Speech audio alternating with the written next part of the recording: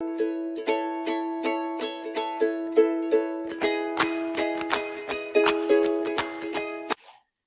know what? I was wondering, हमने सब topics पे बात कर लिया when it comes to studying in London.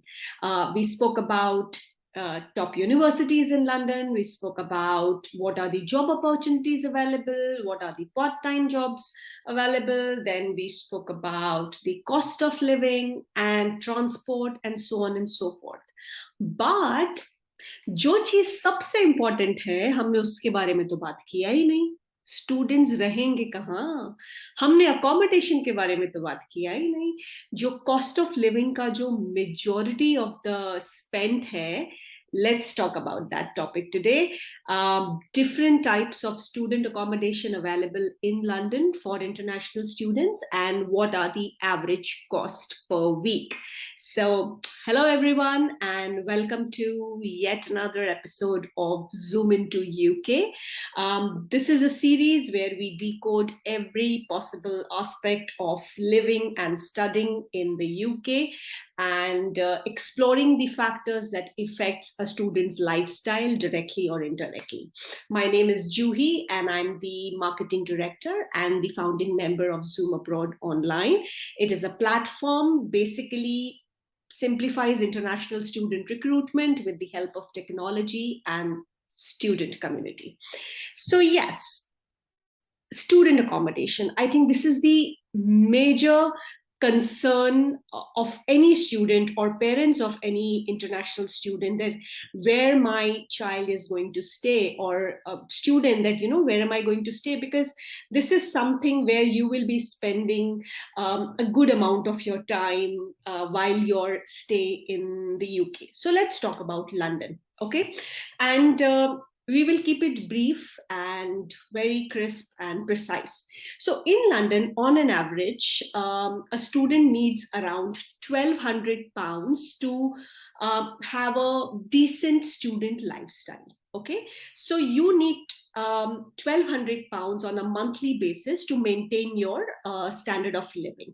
That is what is expected. It's a general expense. Now, out of that £1,200, 800, almost £800, 800 to £900 is something that you will be spending on accommodation. And I think if you remember, I also mentioned it in my cost of living video, that accommodation takes the majority of your cost of living chunk. So in the pie chart of cost of living, I think the biggest amount is consumed by the accommodation. It is a bit expensive in London, and that is the reason the whole cost of living expense is on a higher side in compared to other UK cities. So London is, the accommodation is a bit expensive.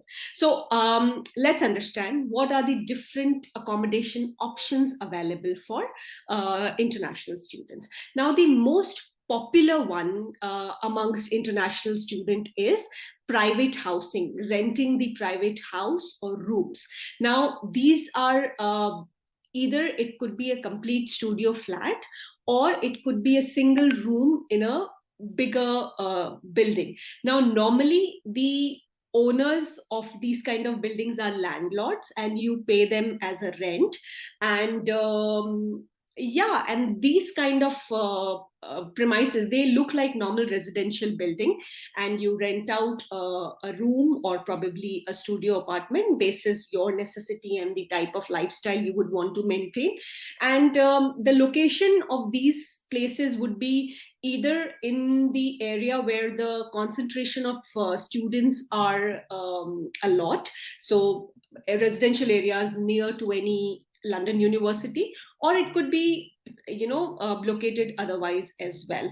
So this is the most popular choice for international students. And on an average, a student would spend around £150 on a weekly basis as rent to live in these kind of rented accommodation. So this is first option. Now, second option is that these are university governed rent, housing apartments. So these places will look like normal houses or flats or studio flats, but university takes care of the management. So all the amenities would be standardized in these kind of apartments. So everything will be standardized as per university standard, and you need to apply for these accommodation through your university accommodation department. So you make an application there, and then basis that, if there's availability, university will allot you that kind of accommodation option. So that could be the second option. The third accommodation option that is available for students, and you know personally I would recommend, and most of the UK universities have this rule, that student, at least in their first year, should live in the university halls of residence. Now, what are these university halls of residence? These are student accommodation units, particularly based inside the university campus. So they are dedicated student accommodation wings located inside the campus. Sometimes they are catered, sometimes they are partially catered, or they are not, depending on what type of facilities the universities are offering. But it would have, so there are some shared facilities as well, like your lounge area or sports facility or all of that. So then those facilities could be shared, but then students have maybe individual room or twin sharing room or triple sharing room. It depends on, again, what type of room a student is willing to go for. So but you know what, why is this the most recommended one, and why universities emphasize on taking this as an accommodation option? Because your initial 6 months to 1 year is critical, when you come out of your home country, and when you don't know anyone, and it's a great place to make friends, it's a great place to connect with each other, find similar interest, and try to get yourself busy with some hobbies, and so on and so forth. So universities do recommend to break the ice and to get familiar with the environment. You must actually opt for the university halls of residences, and for that a student would spend somewhere between 180 to 200 pounds a week for the accommodation services. So these are the university hall of residence. And on the similar lines, there are also private halls of residences. Now, these are again dedicated buildings or flats or houses for student accommodation. So they are specially constructed to cater to student accommodation, but these are not owned by universities. These are owned by some private companies, but then they do tie up with universities to help their students to help them with the accommodation options.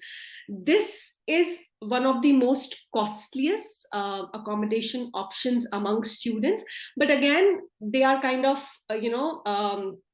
self-sufficient. They have practically everything in that student accommodation campus. They will have a sports wing, a catering section, a kitchen, maybe anything a student would any facility that a student would want to have, that is kind of readily available. So though it is expensive, but yet again, it's similar to university halls of residence, where you would find a lot of students just like you in the first year, or just starting the session in different universities. So again, it's a great way to network and connect with students from different universities as well, though the expense is slightly on a higher side, but then that would give you a great exposure as well. So these are and yes, and you would be spending between 230 to 250 pounds on a weekly basis. So like I said, this is one of the costliest option for students, but again, it is a good option if you don't get into universities halls of residence, because that is where you will not feel lonely in your initial days. You'll have people to talk to and connect with each other. So these are 4 different types of accommodation options that are available across UK, but within London as well. Like I said, privately rented rooms or flats or studio flats are the most common ones, but universities, especially London universities, they do emphasize on going for university halls of residence for the first semester, at least for the first semester, so that students are acclimatized according to the culture, and they know what's going around, how to find the way around the city and all of that. So this is it in terms of accommodation section. And yeah, we will come back with the student neighborhood areas in London in my next episode. So if you have any other questions about living and studying in the UK, do mention in the comment box. We'll be there to help you. Till then, take care, and I'll see you in the next video. Thank you.